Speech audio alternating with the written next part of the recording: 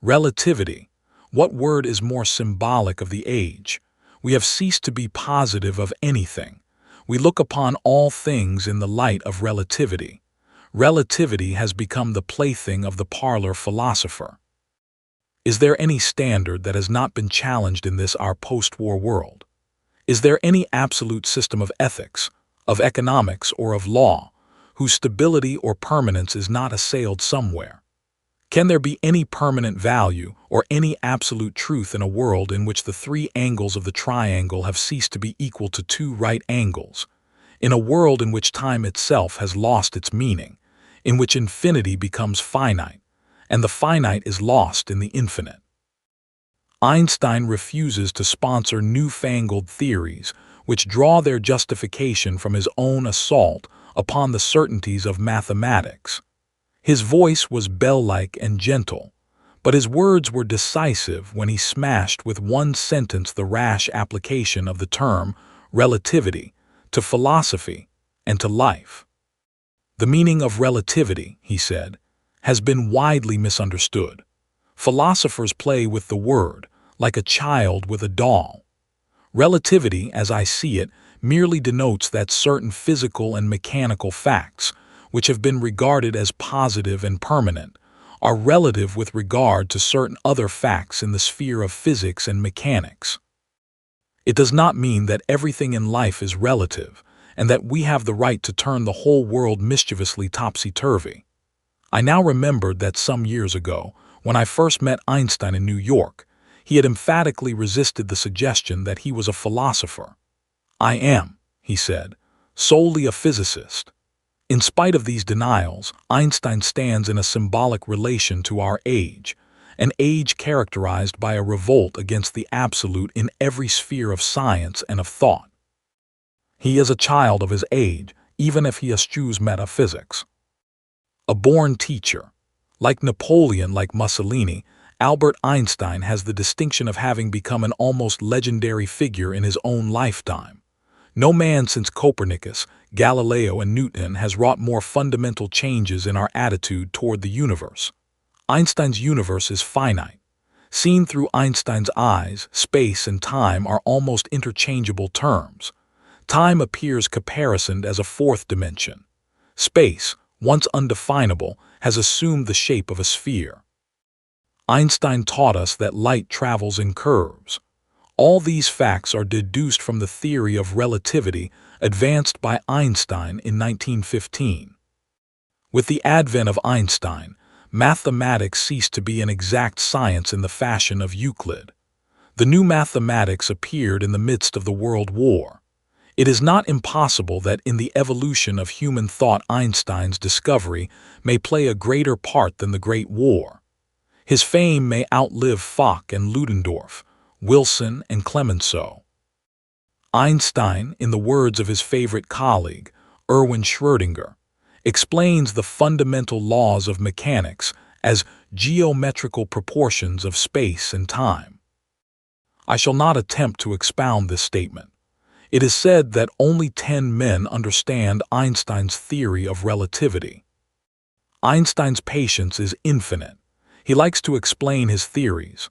A born teacher, Einstein does not resent questions. He loves children. The 10-year-old son of a friend was convinced that he had discovered the secret of perpetual motion. Einstein painstakingly explained to him the flaw in his calculations. Whenever a question involving a difficult mathematical problem comes up, Einstein immediately takes up his pencil and covers page after page with the most intricate equations. He does not refer to a textbook. He works out such formulas immediately himself. Often the formula thus obtained is clearer, more comprehensible, and more perfect than the equation that is found in books of reference.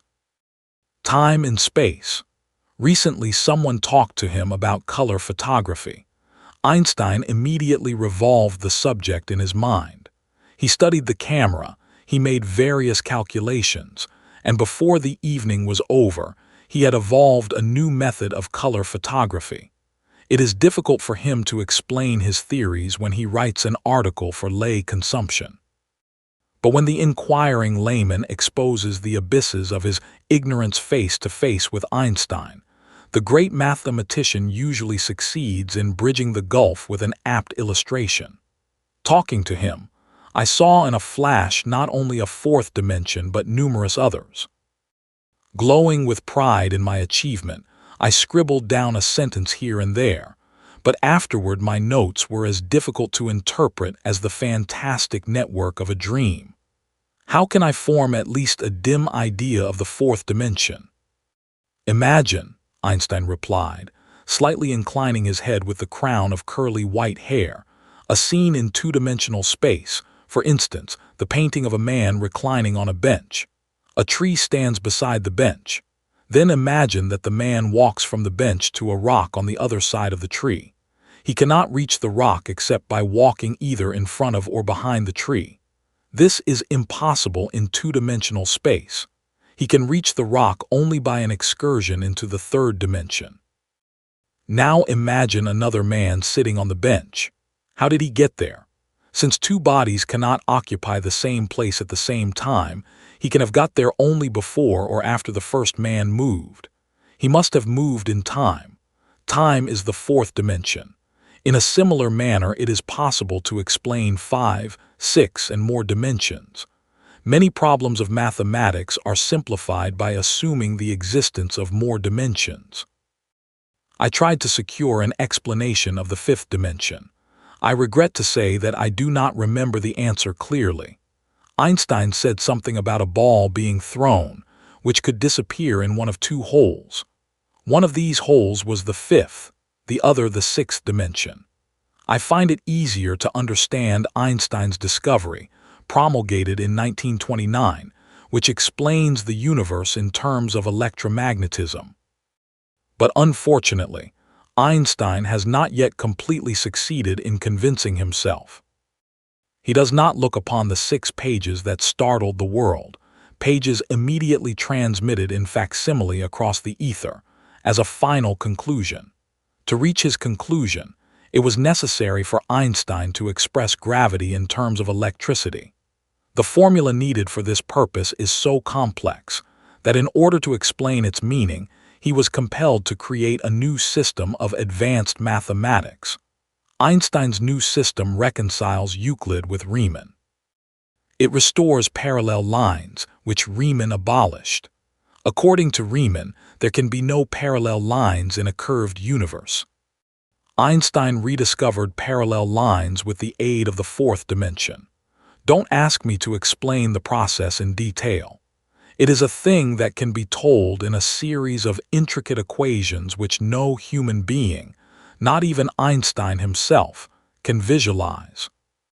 No man, as Einstein said to me, sitting comfortably on the couch of the sitting room of his Berlin home, can visualize 4 dimensions except mathematically. We cannot visualize even 3 dimensions. But don't you, I said, think in 4 dimensions? I think in 4 dimensions, he replied, but only abstractly. The human mind can picture these dimensions no more than it can envisage electricity.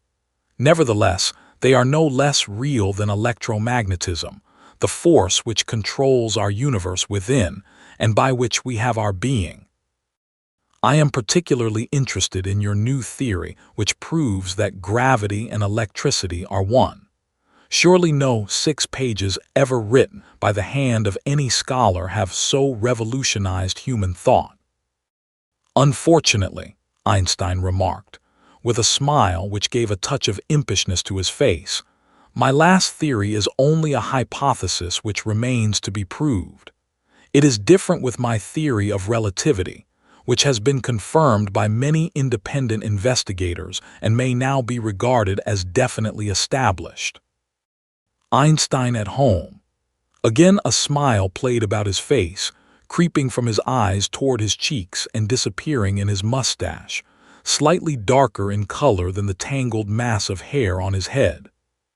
Mrs. Einstein, his wife and cousin, as well as his helpmate, filled our glasses with strawberry juice and heaped more fruit salad upon our plates.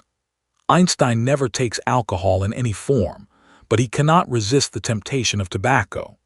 He smokes more cigarettes than he should, with the guilty enjoyment of a schoolboy sporting his first cigar. It thrilled me to share strawberry juice and fruit salad with the man whose name is on every lip and whose thoughts hardly anyone understands. The close relationship between Einstein and his spouse expresses itself in the similarity of their foreheads. Their fathers were brothers and their mothers were sisters. "I am," Mrs. Einstein said quietly, "almost everything to my husband that it is possible to be." Mrs. Einstein resembles a portrait of her sister, Mrs. Gumpert's, painted some years ago by Sir John Lavery, called The Lady with the Sables. Einstein grew up with his cousin. They were friends from the very beginning. When fate separated them early in life, Einstein married a brilliant woman mathematician, a native of Serbia. Einstein has 2 children by his first wife. His childhood companion, the present Mrs. Einstein, also married and became the mother of a family. Her husband died after a few years of marriage. Then some force, stronger than those which Professor Einstein imprisons in his dynamic equations, drew the 2 cousins together. Albert Einstein secured a divorce from his mathematical wife and married his widowed cousin. Perhaps it is a mistake for a physicist to marry a mathematician. There is, James Honecker once remarked to me, no room in one family for 2 prima donnas. The storm and stress of this period has graven its mark on Einstein's features and in his heart. Einstein's relations with his former wife are still friendly. He is deeply interested in the children of his first marriage, and he has adopted as his own the children sprung from his cousin's first union. One of his commentators, Alexander Miskowski, calls Einstein a masculine sphinx. When Einstein speaks, his animated face reminds one somewhat of Bryant, except that his features are more refined and more intellectual. If Bryant espouses Pan-Europe, Einstein's vision embraces the world. Einstein's struggles with fate have left no bitterness on his tongue. Every line of his face expresses kindliness. It also bespeaks indomitable pride. Some friends and admirers learned that he had decided to build a summer house with his hard-earned savings. They offered him a princely gift of land, but Einstein shook his head. "No," he said, "I could accept a gift from a community. I cannot accept such a gift from an individual. Every gift we accept is a tie." Sometimes, he added with Talmudic wisdom, one pays most for the things one gets for nothing. His attic retreat. Although the most talked about scientist of the world, Einstein absolutely refuses to capitalize his reputation. He laughed when he was asked to endorse an American cigarette. The money offered for his name would have paid the expense of his summer house. Knowing that fame has set him apart from other men, he feels that he must preserve at all costs the integrity of his soul. He escapes the interviewer by every possible device. His shyness dictates and his wife abets his seclusion. Unable to check the avalanche of offers and requests which overwhelm him, he leaves most letters, even from celebrities, unanswered. But he never ignores even the smallest note from a friend. He turned down princely offers to exploit his theories and his life in a book for popular consumption. "I refuse," he said again and again, "to make money out of my science. My laurel is not for sale like so many bales of cotton." It is not generally known that Professor Einstein is not merely an expert in the upper regions of higher mathematics, but that he takes a special delight in the practical solution of technical problems, such as confront the builder of machines and the electrician. His mind almost instinctively comes to conclusions which escape the ordinary engineer. He owes his training in this practical work to the fact that he was for several years an advisor to the Swiss Patent Office. It is through work of this type that Einstein has built up a modest fortune, which enables him to build a house for himself, without relying upon the munificence of the city of Berlin. Einstein solves the mathematical and technical problems which are submitted to him in the solitude of his attic on the top floor of the apartment house in the Haberlandstrasse, where he lives. He furnished the little attic exclusively with the rather primitive furniture which he bought many years ago with his first savings. I expected to see queer utensils and rare tomes in Einstein's secret retreat. I should not have been surprised if his den had resembled the laboratory of a medieval magician. I was doomed to disappointment. Einstein does not emulate Dr. Faust. There are a few books, also a few pictures. Faraday, Maxwell, Newton. I saw neither circles nor triangles. Einstein's only instrument is the head. He needs no books. His brain is his library. From his desk, Einstein sees only roofs, an ocean of roofs, and the sky. Here he is alone with his speculations. Here, palace-like, leaped from his head the theories which have revolutionized modern science. Here no human interference impedes the flight of his thoughts. Even his wife does not enter this holy of holies without trepidation. Albert Einstein does not bury himself in his studies uninterruptedly. He is not a mollycoddle physically. He loves aquatic sports. His favorite toy is a sailboat with all modern technical improvements, in which he enjoys himself on the lakes and the rivers near his country place, Kaputh. A towel wrapped fantastically around his head, he looks more like a pirate than like a professor of a great university. Battling with the wind, he forgets relativity and the fourth dimension. When the spray glistens in the silver of his hair and the sun strokes his cherub-like features, his thoughts are far from curved time-space. Our intellectual democracy, a speculative thinker, a practical engineer, a sportsman, and an artist, Einstein comes close to the Greek ideal of harmonious development. When he neither sails his boat nor permits his mind to meander through fourth-dimensional space, Einstein enjoys himself with his violin. While I waited at the door of his apartment, it seemed to me that I heard strains of elfin music. Perhaps it was Einstein playing. When I entered, he was wrapping up his violin for the night like a mother putting her child to bed. Professor Einstein looks more like a musician than like a mathematician. If, he confessed to me with a smile that was half wistful, half apologetic, I were not a physicist, I would probably be a musician. I often think in music. I live my daydreams in music. I see my life in terms of music. Perhaps, I remarked, if you had chosen to become a musician, you would outshine Richard Strauss and Schoenberg. Perhaps you would have given us the music of the spheres or a fourth-dimensional music. Einstein gazed dreamily. Was it into the far corners of the room, or was it into space? That space which his investigations have robbed of infinity. I cannot tell, he replied, if I would have done any creative work of importance in music, but I do know that I get most joy in life out of my violin. As a matter of fact, Einstein's taste in music is severely classical. Even Wagner is to him no unalloyed feast of the ears. He adores Mozart and Bach. He even prefers their work to the architectural music of Beethoven. President Hindenburg hardly ever appears in public because he is immediately recognized wherever he goes. For the same reason, Professor Einstein refuses all invitations to the more popular restaurants. Although his world fame compels him to seek isolation, he is a sociable being. He loves quiet chats over his own dinner table with such friends as Gerhard Hauptmann and Professor Schrödinger. He reads only little. Modern fiction does not seduce him. Even in science, he limits himself largely to his special field. Reading, after a certain age, diverts the mind too much from its creative pursuits. Any man who reads too much and uses his own brain too little falls into lazy habits of thinking, just as the man who spends too much time in the theater is tempted to be content with living vicariously, instead of living his own life. In his own field of thought, Einstein follows every development with keen interest. He has the gift of reading at a glance a whole page of equations. Einstein can master a whole new system of mathematics in half an hour. Who, I asked him, are your greatest contemporaries?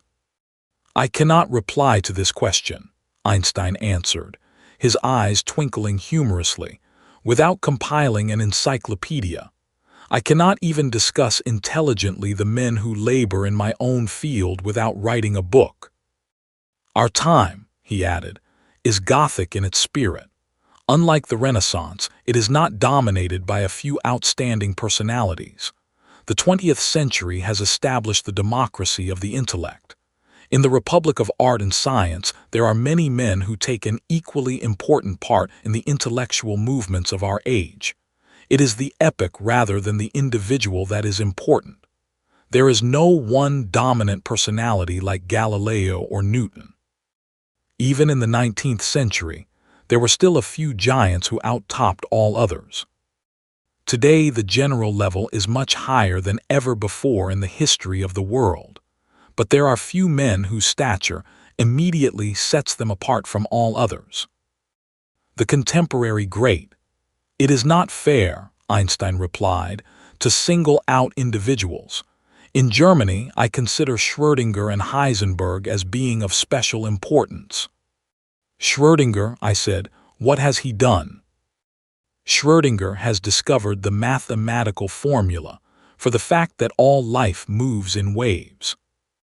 And Heisenberg. Heisenberg is a sovereign mathematician who has formulated a new definition of mathematical magnitudes. Then there is, of course, Planck, the exponent of the quantum theory. I did not ask Einstein to explain the quantum theory. I know that it is even more difficult to grasp than relativity. Would you say that Eddington is your most brilliant interpreter? Eddington, Einstein replied, is a great mathematician, but his supreme achievement is his discovery of the physical constitution of the stars. Is there, I asked modestly, anyone in America whose importance is commensurable with that of the men you have just discussed? In America, Einstein replied quietly, more than anywhere else, the individual is lost in the achievements of the many. America is beginning to be the world leader in scientific investigation. American scholarship is both patient and inspiring. The Americans show an unselfish devotion to science, which is the very opposite of the conventional European view of your countrymen. Too many of us look upon Americans as dollar chasers. This is a cruel libel, even if it is reiterated thoughtlessly by the Americans themselves. It is not true that the dollar is an American fetish. The American student is not interested in dollars, not even in success as such, but in his task, the object of the search. It is his painstaking application to the study of the infinitely little and the infinitely large which accounts for his success in astronomy. What, I asked, have been our most outstanding accomplishments in your field? America, Einstein replied, has been especially successful in increasing our knowledge of the fixed stars. But in Holland and elsewhere there are men who have done remarkable work. The Americans, Einstein continued, are idealists. Wilson, notwithstanding the collapse of his 14 points, was inspired by high ideals. America entered the war for idealistic reasons, in spite of the fact that material interests were exerting the utmost pressure in the same direction. We are inclined, Einstein inclined his head lightly to one side like a bird, to overemphasize the material influences in history. The Russians especially make this mistake. Intellectual values and ethnic influences, tradition and emotional factors are equally important. If this were not the case, Europe would be today a federated state, not a madhouse of nationalism. Born in Ulm, Germany in 1879, educated partly there, partly in Italy and partly in Switzerland, a Swiss as well as a German citizen, Einstein regards international jealousies with the serenity with which a teacher looks upon quarreling schoolboys. In politics he leans to socialism. He looks upon pacifism as the ultimate ideal. Poor, a Jew, a socialist and a pacifist, Einstein carried 4 handicaps like millstones around the neck. Einstein conquers all obstacles, including his own shyness, by the sheer force of his cerebration. He does not reject any form of government except absolutism. He is tolerant, but by no means uncritical, in his attitude toward Russia. What, I inquired, is your attitude toward Bolshevism? Bolshevism is an extraordinary experiment. It is not impossible that the drift of social evolution henceforward may be in the direction of communism. The Bolshevist experiment may be worth trying, but I think that Russia errs badly in the execution of her ideal. The Russians make the mistake of putting party faith above efficiency. They replace efficient men by politicians. Their test stone of public service is not the accomplishment but devotion to a rigid creed. Do you believe in the German Republic? Undoubtedly, the people have the right to rule themselves. Now at least our mistakes are our own. We can do what we wish, but do you blame the Kaiser for the downfall of Germany? The Kaiser, Einstein replied, meant well. He often had the right instincts. His intuitions were frequently more inspired than the labored reasons of his foreign office. Unfortunately, the Kaiser was always surrounded by poor advisors. It seems to me, I interjected, that there are two parties in Germany. One blames the Kaiser for the German debacle, the other attempts to saddle the responsibility upon the Jews.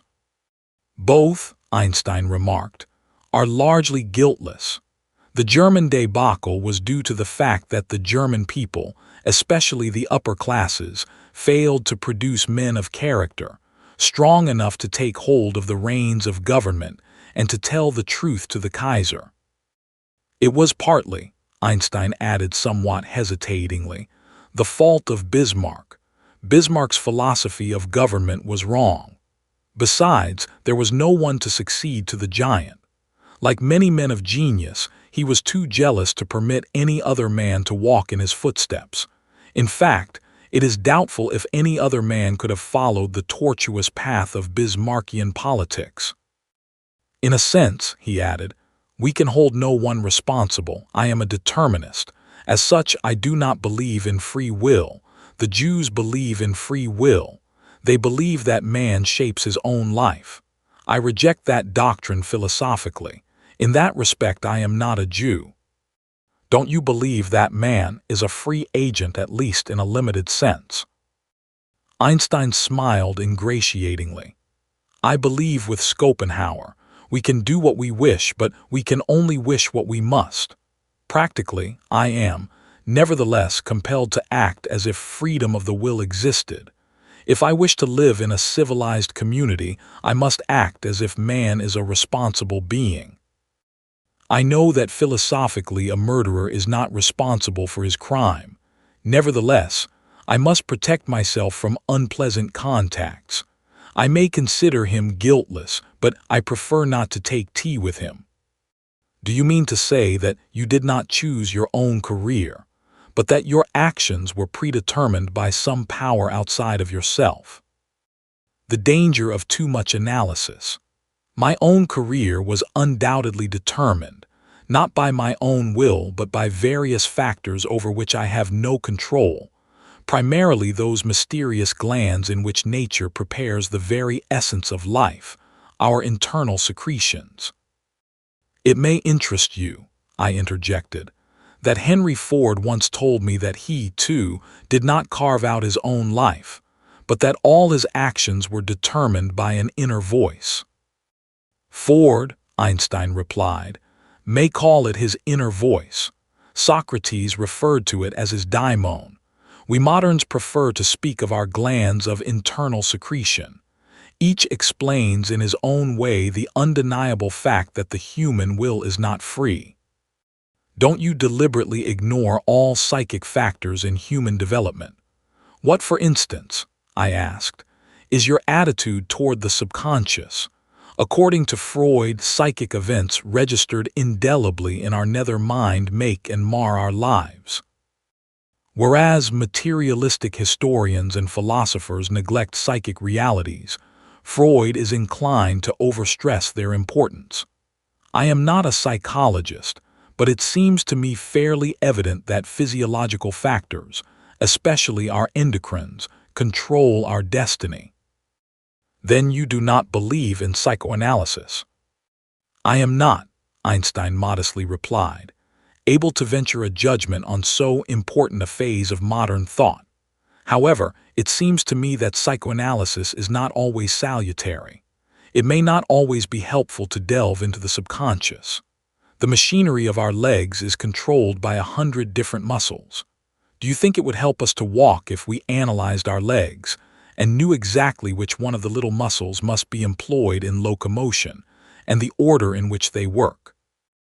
Perhaps, he added with the whimsical smile that sometimes lights up the somber pools of his eyes like a will-o'-the-wisp, you remember the story of the toad and the centipede. The centipede was very proud of having 100 legs. His neighbor, the toad, was very much depressed because he had only 4. One day, a diabolical inspiration prompted the toad to write a letter to the centipede as follows. Honored Sir, can you tell me which one of your 100 legs you move first when you transfer your distinguished body from one place to another, and in what order you move the other 99 legs? When the centipede received this letter, he began to think. He tried first one leg, then the other. Finally, he discovered to his consternation that he was unable to move a single leg. He could no longer walk at all. He was paralyzed. It is possible that analysis may paralyze our mental and emotional processes in a similar manner. Are you then an opponent of Freud? By no means. I am not prepared to accept all his conclusions, but I consider his work an immensely valuable contribution to the science of human behavior. I think he is even greater as a writer than as a psychologist. Freud's brilliant style is unsurpassed by anyone since Schopenhauer. There was a pause, filled by more fruit salad and strawberry juice. Is there, I resumed the conversation, such a thing as progress in the story of human effort? The only progress I can see is progress in organization. The ordinary human being does not live long enough to draw any substantial benefit from his own experience. And no one, it seems, can benefit by the experiences of others. Being both a father and teacher, I know we can teach our children nothing. We can transmit to them neither our knowledge of life nor of mathematics. Each must learn its lesson anew. But, I interjected, nature crystallizes our experiences. The experiences of one generation are the instincts of the next. Ah, Einstein remarked. That is true, but it takes nature 10,000 or 10 millions of years to transmit inherited experiences or characteristics. It must have taken the bees and the ants eons before they learned to adapt themselves so marvelously to their environments. Human beings, alas, seem to learn more slowly than insects. Do you think that mankind will eventually evolve the Superman? If so, Einstein replied, it will be a matter of millions of years. You don't agree with Nietzsche's sister that Mussolini is the Superman prophesied by her brother. Again, a smile illuminated Einstein's features, but it was not so jovial as before. A pacifist and internationalist, Einstein is the very antithesis of the dictator. Although he denies the freedom of the will philosophically, Einstein resents any attempt to circumscribe still further the limited sphere within which the human will may exert itself with the illusion of freedom. If we owe so little to the experience of others, how do you account for sudden leaps forward in the sphere of science? Do you ascribe your own discoveries to intuition or inspiration? The measles of mankind. I believe in intuitions and inspirations. I sometimes feel that I am right. I do not know that I am. When 2 expeditions of scientists financed by the Royal Academy went forth to test my theory of relativity, I was convinced that their conclusions would tally with my hypothesis. I was not surprised when the eclipse of May 29, 1919, confirmed my intuitions. I would have been surprised if I had been wrong. Then you trust more to your imagination than to your knowledge. I am enough of the artist to draw freely upon my imagination. Imagination is more important than knowledge. Knowledge is limited. Imagination encircles the world. To what extent are you influenced by Christianity? As a child, I received instruction both in the Bible and in the Talmud. I am a Jew, but I am enthralled by the luminous figure of the Nazarene. Have you read Emil Ludwig's book on Jesus? Emil Ludwig's Jesus, Einstein replied, is shallow. Jesus is too colossal for the pen of phrasemongers, however artful. No man can dispose of Christianity with a bon mot. You accept the historical existence of Jesus.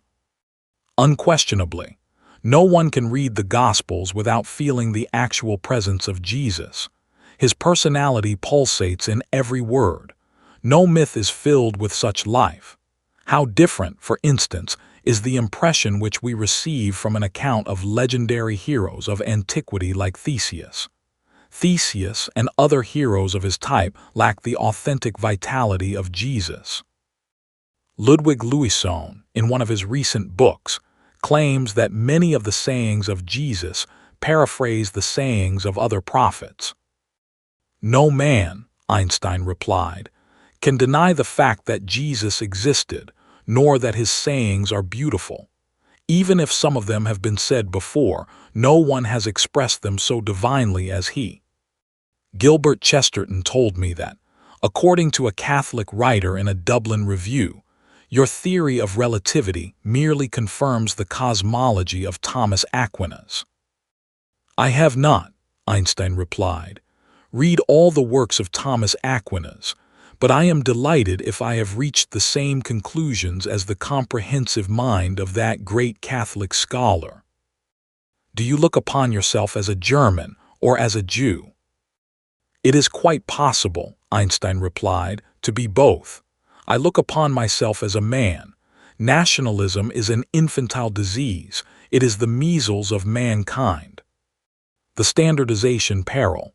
How then, I said, do you justify Jewish nationalism? I support Zionism, Professor Einstein replied, in spite of the fact that it is a national experiment because it gives us Jews a common interest. This nationalism is no menace to other peoples. Zion is too small to develop imperialistic designs. Then you do not believe in assimilation. We Jews, Einstein replied, have been too adaptable. We have been too eager to sacrifice our idiosyncrasies for the sake of social conformity. Perhaps assimilation makes for greater happiness. I do not think so, Einstein replied. Even in modern civilization, the Jew is most happy if he remains a Jew. Do you believe in race as a substitute for nationalism? Race, at least, constitutes a larger unit. Nevertheless, I do not believe in race as such. Race is a fraud. All modern people are the conglomeration of so many ethnic mixtures that no pure race remains. Do you, I remarked, look upon religion as the tie which holds the children of Israel together? I do not think, Einstein replied thoughtfully, that religion is the most important element. We are held together rather by a body of tradition, handed down from father to son, which the child imbibes with his mother's milk. The atmosphere of our infancy predetermines our idiosyncrasies and predilections. When I met you, I knew I could talk to you freely without the inhibitions which make the contact with others so difficult. I looked upon you not as a German nor as an American, but as a Jew. I have written the autobiography of the Wandering Jew with Paul Eldridge, I told him. Nevertheless, it so happens that I am not a Jew. My parents and my progenitors are Nordics from Protestant Germany. It is impossible, Professor Einstein observed, for any individual to trace every drop of blood in his constitution. Ancestors multiply like the famous seed of corn on the chessboard which embarrassed the Sultan. After we go back a few generations, our ancestors increase so prodigiously that it is practically impossible to determine exactly the various elements which constitute our being. You have the psychic adaptability of the Jew. There is something in your psychology which makes it possible for me to talk to you without barrier. Why should quickness of mind be only a Jewish characteristic? Is it not also possessed by the Irish, and to a large extent by the Americans? Americans undoubtedly owe much to the melting pot. It is possible that this mixture of races makes their nationalism less objectionable than the nationalism of Europe. Nationalism in the United States does not assume such disagreeable forms as in Europe. This may be due partly to the fact that your country is so immense that you do not think in terms of narrow borders. It may be due to the fact that you do not suffer from the heritage of hatred or fear, which poisons the relations of the nations of Europe. But to return to the Jewish question, other groups and nations cultivate their individual traditions. There is no reason why we should sacrifice ours. Standardization robs life of its spice. To deprive every ethnic group of its special traditions is to convert the world into a huge Ford plant. I believe in standardizing automobiles. I do not believe in standardizing human beings. Standardization is a great peril which threatens American culture. Do you consider Ford, then, a menace? Ford is undoubtedly a man of genius. No man can create what Ford has created, unless the life force has provided him with conspicuous gifts. Nevertheless, I am sometimes sorry for men like Ford. Everybody who comes to them wants something from them. Such men do not always realize that the adoration which they receive is not a tribute to their personality, but to their power or their pocketbook. Great captains of industry and great kings fall into the same error. An invisible wall impedes their vision. I am happy because I want nothing from anyone. I do not care for money. Decorations, titles, or distinctions mean nothing to me. I do not crave praise. The only thing that gives me pleasure, apart from my work, my violin, and my sailboat, is the appreciation of my fellow workers. Your modesty, I remarked, does you credit. No, Einstein replied with a shrug of his shoulders. I claim credit for nothing. Everything is determined, the beginning as well as the end, by forces over which we have no control. It is determined for the insect as well as for the star. Human beings, vegetables, or cosmic dust, we all dance to a mysterious tune, intoned in the distance by an invisible player. Mrs. Einstein on guard. Einstein rose and excused himself. It was nearly midnight. We had been talking for nearly 3 hours. My husband, Mrs. Einstein remarked, must attend to important work, but there is no reason why you should go. Will you not stay here and talk to me? We talked and talked. A little while later I saw the figure of Einstein, wrapped in a bathrobe, on his way to his daily ablution. He smiled at me with the same droll smile which had captivated me from the beginning. It is something to have seen the sage in his bathrobe. The touch of common humanity in no way detracted from his dignity. Mrs. Einstein's eyes followed her husband adoringly when he vanished, and again when he reappeared from his bath. She adjusts herself to her husband with a tact that is rare in wives of great men. When he ascends to his attic, she does not cling to his coat tails. When he wishes to be alone, she completely eliminates herself from his life. She spares him disharmonious contacts and protects the serenity of his mind with the devotion of a Vestal virgin guarding the sacred fire. It is by no means impossible that, with a less sacrificing mate, Einstein would not have made the discoveries which link his name with the immortals. Thus love, that moves the sun and all the stars, sustains in its lonely path the genius of Albert Einstein.